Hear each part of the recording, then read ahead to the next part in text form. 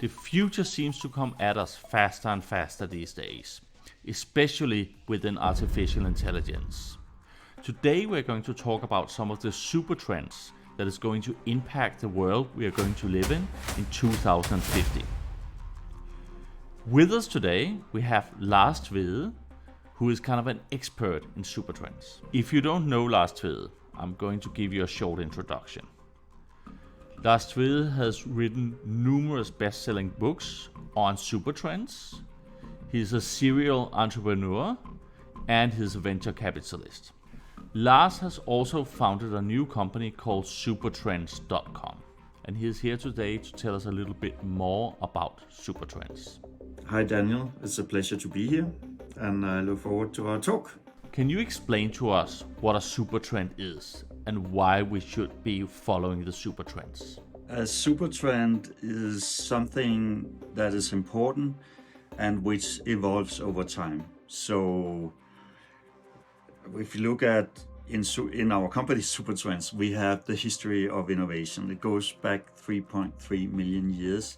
We have about 12,000 different innovations described and tagged to each other. So it's a super grid of different things that have been going on.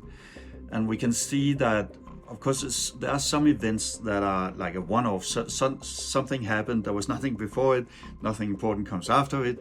They are very rare. So the standard situation is that first somebody gets an idea. It's just an idea in somebody's head. They talk about it, they write about it, and then nothing happens. And then later, some other people, maybe the first people, they start working on it, experimentally on a lab scale and so on.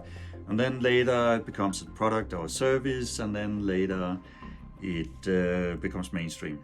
It kind of starts really filling its market potential. And we can see there's been development in this. So first, for physical products, you have a rule that you say 20 plus 20, which is from 20 years from the point where it begins to work on a laboratory scale until it becomes a product, and then another 20 years from it becomes a product until it starts really becoming a mainstream product, as far as there's basis for.